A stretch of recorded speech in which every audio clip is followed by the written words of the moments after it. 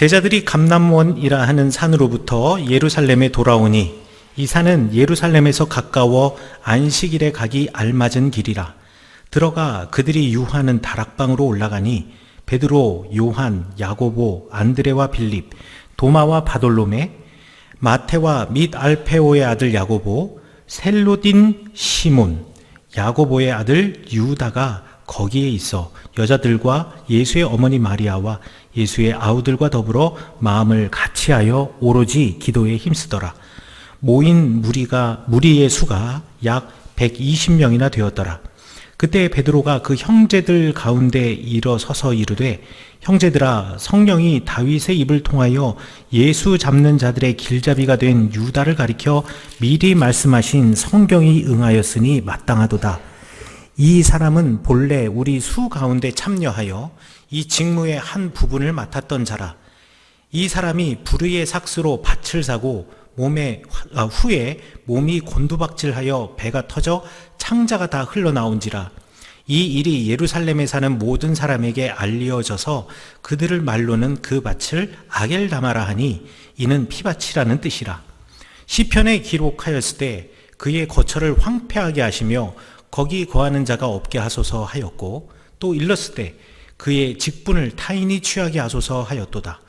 이러함으로 요한의 세례로부터 우리 가운데서 올려져 가신 날까지 주 예수께서 우리 가운데 출입하실 때에 항상 우리와 함께 다니던 사람 중에 하나를 세워 우리와 더불어 예수께서 부활하심을 증언할 사람이 되게 하여야 하리라 하거늘, 그들이 두 사람을 내세우니 하나는 바사바라고도 하고 별명은 유스도라고 하는 요셉이요, 하나는 마띠아라.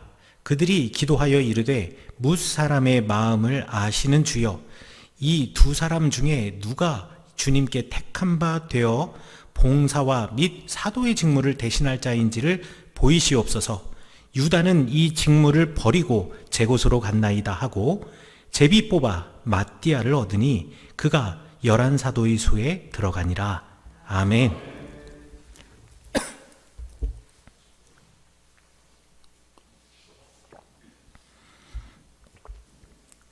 이미 제가 요한복음 설교할 때 간략하게 말씀드렸지만 혹시 잊으셨을 분들을 위해서 다시 한번 말씀드리자면, 유대인을 따르던 제자들은 다양한 신앙의 배경을 가지고 있었습니다.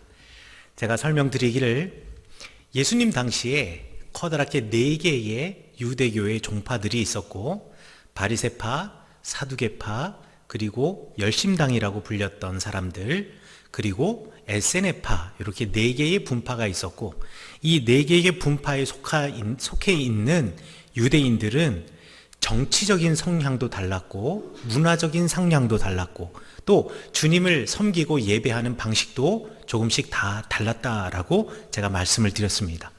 그렇다고 서로 다른 하나님을 섬긴 것은 아닙니다. 다른 하나님을 섬기는 것이 아니라 한 하나님을 섬기지만 그럼에도 불구하고 그 하나님께 섬기며 살아가는 신앙의 생활의 방식이 조금씩 달랐다라는 것이죠. 그 중에 예수님의 제자 유다와 시몬은 열심당에 속했던 사람입니다. 오늘 성경 말씀에는 유다를 셀롯인 유다라고 이야기했는데요, 셀롯이라고 하는 말이 질럿이라고 하는 말이고, 질럿이라고 하는 말이 열심당이라는 말입니다. 다른 곳은 열심당이라고 표현되어 있는데 왜 갑자기 여기에서만 이렇게 그리스어를 그대로 표현해 놨는지는 잘 모르겠습니다. 하지만 우리 유다와 시몬, 이 두 사람은 열심당에 속했던 사람들이라고 여러분들 기억하시기 바라겠습니다. 그런데 이 열심당이라고 하는 사람들은요, 극단적인 민족주의자들이었습니다. 그래서 언제나 몸에 칼을 품고 다니던 사람들이었습니다. 독립한 유다 국가를 위해서 언제라도 살인이라도 불사할 수 있었던 사람들이 바로 극단적인 민족주의자였던 이 열심당이었고, 그 다음에 실제로 이 땅에 세울 정치 국가로서의 하나님 나라를 꿈꾸며 살다가 이것에 반대하는 자들이 있다면 그들이 로마 사람이든지 유대인인지 사람을 가리지 않고 사람을 죽였던, 늘 칼을 품고 다녔던 사람, 늘 눈에 도끼를 품고 살았던 사람들이 바로 열심당이었습니다. 그런데 이 열심당원이었던 유다와 시몬이 왜 예수님을 따르게 되었을까요? 예수님을 이 둘이 따르게 된 이유는 사실 하나입니다. 무엇이냐면 예수님을 통해서 본인들이 추구하는 정치적인 목적, 유다의 독립을 이루어내기 위해서 사실 예수님이 필요했던 것입니다. 그러니 사실은 이 사람들은 예수님의 제자라고 부르기보다는 예수님을 이용하려고 하였던 사람들, 제자라고 그 밑에 들어가긴 하였지만 예수님을 어떻게든 예수님을 통하여서 나의 욕심과 나의 욕망과 나의 야망을 성취하고 싶었던 사람들이 바로 이 유다와 시몬이었습니다. 그런데 이 둘의 인생은 나중에 결국을 보면 완전히 달랐습니다. 시몬은 자기가 중요하게 생각하였던 이 정치적인 편가름을 버리고 자신의 삶의 기준을 예수님의 말씀으로 바꾸어냈는데 비하여서 이 유다는요, 예수님이 나의 욕심과 나의 욕망을 채워주지 못하였다라는 것 때문에 실망하여서 결국 내 필요에 부합하지 않은 예수님을 버리고 예수님을 팔아버렸습니다. 잘 아시다시피 은돈 30냥을 받고 그 예수님을 제사장에게 팔아버렸죠. 예수님이 어디에 그 시간에 계시고 어디서 무엇하고 계실 거니까 그때 예수님을 찾아가서 잡으면 예수님 주변에 아무 사람도 없어서 수월하게 예수님을 잡을 수 있을 것이라고, 예수님을 잡을 때 어느 누구의 반항도 없을 것이라는 것을 귀뜸해 주게 되지요. 그러고서 예수님이 정말 가롯 유다의 고자질 이후로 잡혀가셨습니다. 그리고 십자가에서 죽임을 당하셨죠. 이 가롯 유다는 자신의 권력의 욕망, 그리고 자신이 취하고자 하는 그 부의 욕망을 이루지 못하게 되니 은돈 30냥을 통해서 대신하여 자신의 부의 욕망을 채웠고, 그리고 이 그 땅을 사서 그 땅에서 잘 먹고 잘 살려고 했지만 결국 예수님의 죽음 뒤에 가롯 유다는 자기가 산 그 땅, 그 밭에서 거꾸로 떨어져 죽게 됩니다. 오늘 본문은요, 이 유다의 죽음을 이야기하면서 12명의 제자의 수에서 한 명이 줄어들게 되었으니 이제 이 12번째 제자를 채워 넣자라는 이 사도들의 이야기로 시작이 됩니다. 그런데 그냥 유다가 죽었으니 이제 12의 숫자가 부족하니 한 명을 더 채웁시다 라고 말하는 것이 아니라 이렇게 사도행전에서 길게 가롯 유다의 죽음과 그 유다의 죽음과 유다의 삶이 성경에 나와 있음을 기록해 놓은 이유는 무엇일까요? 그것은 성경 말씀을 통하여서 주님의 제자가 되는 조건을 설명해 주고 싶었기 때문에 그렇습니다. 오늘 사도행전의 본문의 말씀, 특별히 21절과 22절에서는요, 주님의 제자가 되는 조건에 대해서 이야기를 하고 있습니다.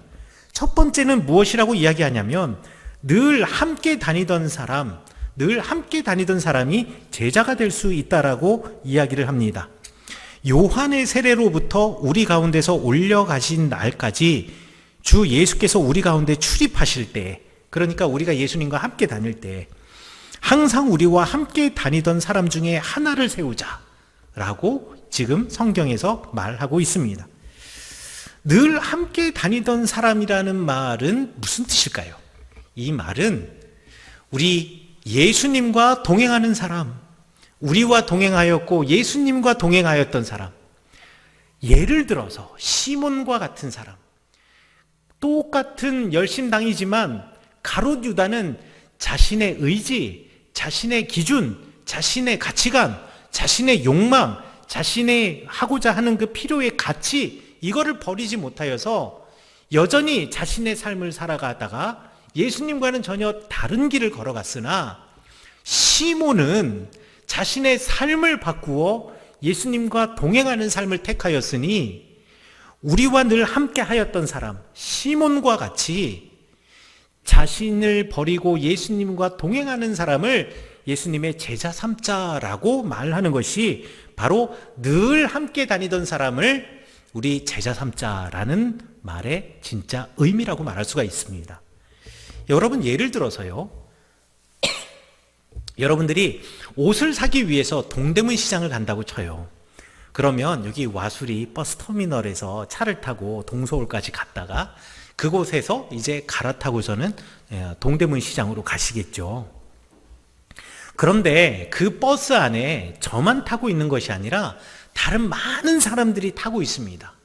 그런데 우리 그 사람들을 나와 동행하는 사람이라고 말할 수 있겠습니까? 버스에 함께 탄 동승자인 것은 분명합니다. 그러나 그런 사람들을 나의 동행자라고 말할 수는 없습니다.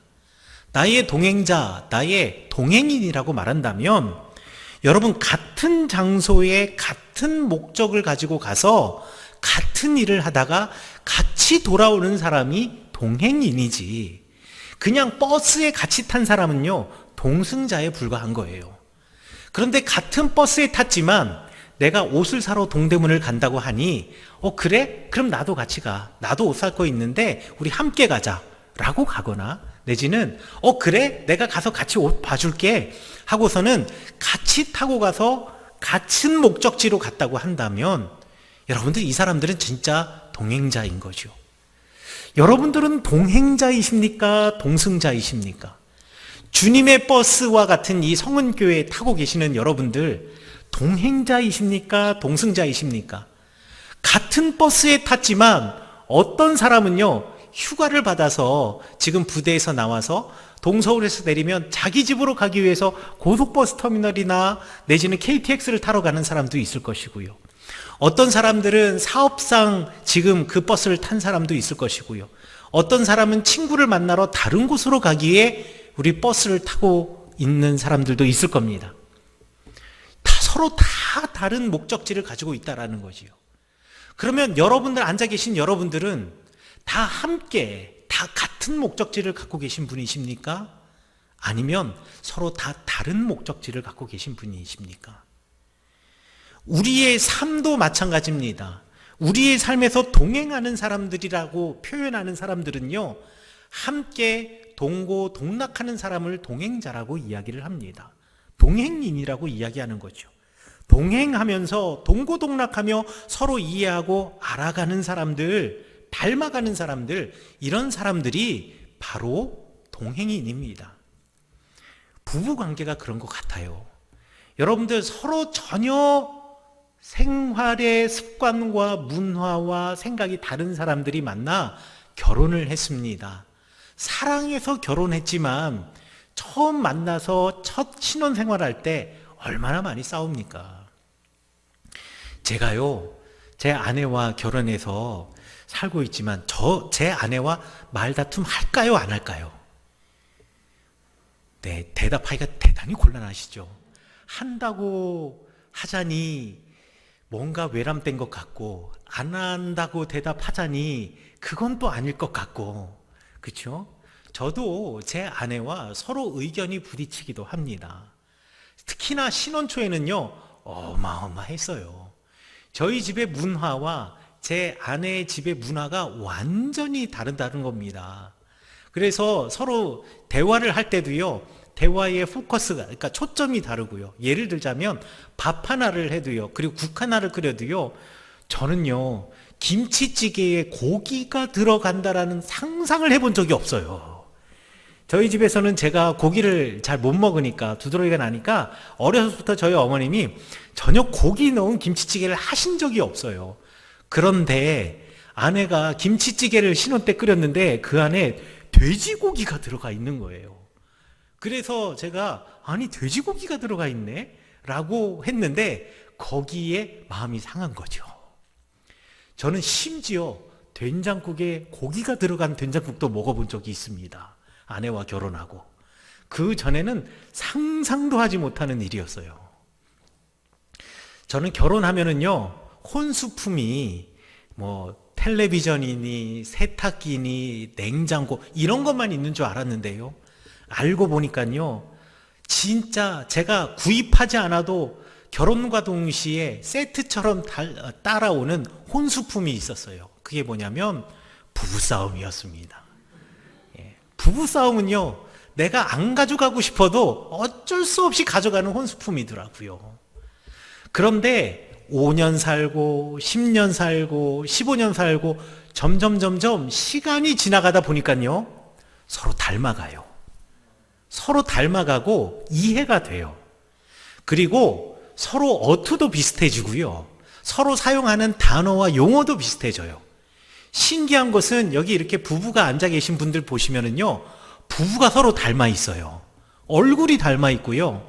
또 이렇게 말하는 거 보면은 이 여자 집사님 권사님의 말 속에 남자 집사님 권사님의 그 언어와 그 품성이 그대로 담겨 있어요. 왜 그럴까요? 오랜 시간 한 집에서 함께 동행했기 때문에, 함께 한 목적지를 걸어가는 사람이기 때문에 그렇게 닮아가는 겁니다. 신앙도 마찬가지죠. 우리가 신앙으로 하나님과 동행하는 사람이라고 한다면 우리가 예수님을 닮아가야 되는 거예요. 우리의 말도 예수님을 닮아가고 우리의 삶도 예수님을 닮아가야 하는 겁니다. 시몬은요, 그렇게 예수님과 동행하며 예수님을 닮아갔어요. 유다는 끝까지 같은 버스를 탔으나 예수님과 다른 목적지로 가다 결국 그 수에서 떨어져 나갔지만, 우리 성경의 표현 25절에 보면 이 직무를 버리고 제 곳으로 갔지만, 자기가 원하는 그 목적지로 갔지만, 시몬은요, 늘 칼을 품고 자신이 누군가를 죽이는 자로서, 민족주의자로서 예수님께 다가갔다가 누군가를 죽이는 자, 칼을 품는 자에서 예수님을 만남으로 반대로 예수님을 위하여, 그리스도를 위하여 순교하며 죽는 자로 바뀌었다라는 겁니다. 제가 지난주 설교에서 무엇라고 말씀드렸냐면, 순교자라는 말, 영어 마르터라는 말은 실제로 그리스어 마르투스에서 나왔고, 마르투스라는 말의 뜻은 증인이라는 뜻인데, 그러므로 순교자는 예수 그리스도의 증인으로 살다가 자신의 목숨을 주님 앞에 내어놓는 자를 말하고, 우리도 그러한 순교자, 증인이 될 수 있다라고 말씀드렸습니다. 예전처럼 2000년처럼 칼로, 십자가로, 사자굴에서 죽는 것이 아니라 그리스도 예수님 때문에 내 생각을 죽이고, 내 기준을 죽이고, 내 가치관을 죽이고, 나를 죽여서 주님과 더불어 다시 태어남으로 우리는 순교자가 될 수 있고 그리스도 예수의 증인이 될 수 있다라고 말씀드렸습니다. 지금 이 시몬이 바로 그런 증인의 삶을 살아가게 된 것입니다. 어떻게요? 예수님과 동행하면서. 그러므로 제자의 조건은 무엇이냐? 예수님과 늘 함께 다니던 사람, 즉 예수님과 동행하며 그 삶이 바뀌어져서 주님과 같은 곳을 바라보고 그곳을 향하여 함께 걸어가는 사람, 그리고 걸어갔던 사람이 제자가 될 수 있다는 것입니다. 사랑하는 성은교회 성도 여러분, 예수님의 12번째 제자가 되시는 여러분 되시기를 간절히 축원합니다. 두 번째로 예수님의 제자가 될 사람들은요, 복음을 증거할 사람이라고 22절에서 말하고 있습니다. 예수께서 부활하심을 증언할 사람이 되어야 하리라, 되게 하여야 하리라. 예수님의 복음을 증거하는 사람이 예수님의 제자가 될 수 있습니다. 예수님의 복음의 핵심은 무엇입니까? 예수님께서 죽은 자 가운데서 사흘 만에 다시 살아나셨다는 것이 복음의 핵심 아닙니까? 그의 죽음으로 우리가 새 사람이 되었고, 그의 부활로 우리도 옛사람을 벗어버리고 그리스도 예수와 더불어 새 사람이 될 수 있다, 부활할 수 있다, 새 생명을 누릴 수 있다라는 것이 바로 복음입니다. 그것이 십자가의 복음입니다. 그리스도 예수와 함께 죽고 그리스도 예수와 함께 다시 태어나서 하나님의 성품을 가지고 우리가 새롭게 살아갈 수 있다. 이것이 바로 복음인 거지요. 이런 복음을 가진 이에게 십자가의 예수님께서 보여주신 외적인 증거가 있는데 그것이 무엇이냐? 바로 빈 무덤이었습니다. 예수님 당시에 권력을 가지고 있는 사람, 그리고 부유한 부를 가지고 있는 사람들은요, 모두가 화려한 무덤을 가지고 있었습니다. 그래서 이스라엘에 가서 한 동굴 무덤에 들어가 보면은요, 이 사람의 무덤에는 정말 아름다운 그림들로 치장이 되어 있고, 다른 동굴들과 다르게 그냥 거칠게 바위로만 되어 있는 것이 아니라 석회로 미장을 해서 아름답게 꾸며놓은 화려한 동굴 무덤, 그리고 어마어마한 규모의 대규모의 동굴 무덤이 있는데요, 예수님의 무덤은 그런 무덤이 아니었습니다. 예수님의 무덤은 작고 초라한 무덤, 그리고 무엇보다도 사람들의 뼈들이 뒹굴고 있는 무덤이 아니라 아무것도 없는 빈 무덤이었습니다. 예수님께서는 빈 무덤을 이 땅에 남기심으로 우리가 빈손으로 왔다 빈손으로 가는 인생이라는 것, 주님께서는 주시기도 하시고 거두어 가시기도 하시는 분이라는 것, 그리고 이 땅에서 내 명예와 이름을 남기려는 것이 아니라 오직 주님의 말씀과 그의 진리만 남겨져야 한다라는 것, 그래서 나는 사라지고 오직 예수만 드러나야 한다라는 것을 우리 주님께서는 빈 무덤을 통해서 보여주셨습니다. 그래서 초대교회 교인들은요, 예수님께서 어디에 매장이 되셨는지에 관심이 없었어요. 예수님의 무덤은 우리의 관심사가 아닙니다. 예수님의 빈 무덤은 더 이상 우리의 관심사가 아니라 우리의 오로지 관심은 예수님을 따르는 우리도 예수님과 동행하며 이 땅에 무언가를 남기기 위해 명예를 추구하거나 내지는 부를 추구하는 것이 아니라 오직 주님과 같은 길을 걸어감으로 복음을 전하는, 복음대로 살아가는 사람이 되어야 한다.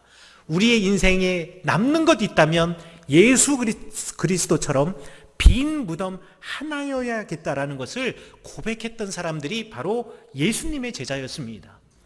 여러분, 슈바이처라고 하는 분 잘 아실 겁니다. 의사이자 신학자였고, 그리고 대학교의 교수였으면서 유명한 파이프 오르간 연주자이기도 했습니다.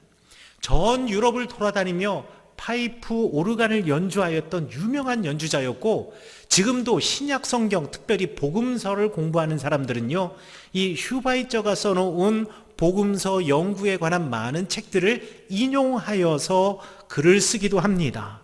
그리고 존경받는 교수님이셨습니다. 그러나 이분이 모든 것, 자기가 누릴 수 있는, 유럽에서 누릴 수 있는 모든 명예를 전부 다 내려놓고 자신의 재산을 팔아 아프리카로 갔습니다. 왜 이런 선택을 할 수 있었을까요? 예수님께서 돌아가시면서 남겨놓으셨던 그 빈 무덤을 볼 수 있었기 때문에 그렇습니다. 지금 가지고 있는 나의 명예, 지금 가지고 있는 나의 부요함, 우리가 살아가는데 정말 필요하고 중요하지요.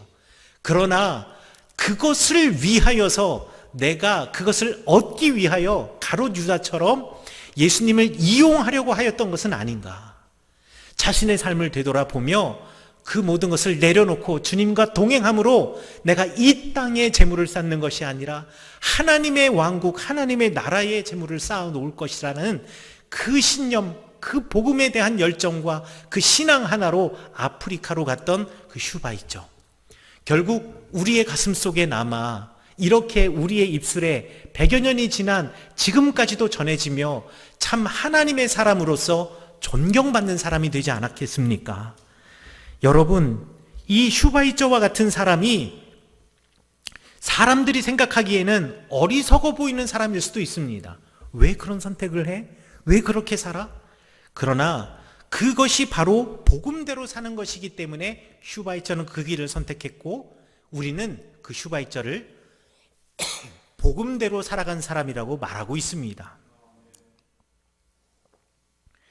그가 바로 예수님과 동행하는 사람이고 12번째 제자와 같은 삶을 살았던 사람이었습니다. 사랑하는 성교회 성도 여러분, 여러분도 12번째 제자가 되길 원하십니까? 그렇다면 주님과 동행하십시오. 주님과 동행하셔야 제자가 되실 수가 있습니다. 예수님이 운전하시는 버스에 올랐다면, 여러분 예수님이 운전하시는 버스에 오르셨다면, 또 여러분들이 버스에 오르셨는데 그 버스에 예수님이 타고 계시다면 여러분의 목적지를 이제 바꾸어 예수님이 가시는 곳으로 함께 가셔야 합니다. 그래야 예수님의 제자가 될 수 있습니다. 여러분 예수님의 제자가 되시려면 복음을 증거하셔야 됩니다. 복음대로 살아가셔야 합니다. 복음의 삶을 살아가며 여러분이 예수님 같은 삶으로 그 복음을 삶으로 전하셔야 합니다. 그러면 여러분들도 주님의 제자가 될 수 있습니다. 여러분 2022년 예수님의 12번째 제자가 되는 우리 성은교회 성도님 되시기를 간절히 축원합니다.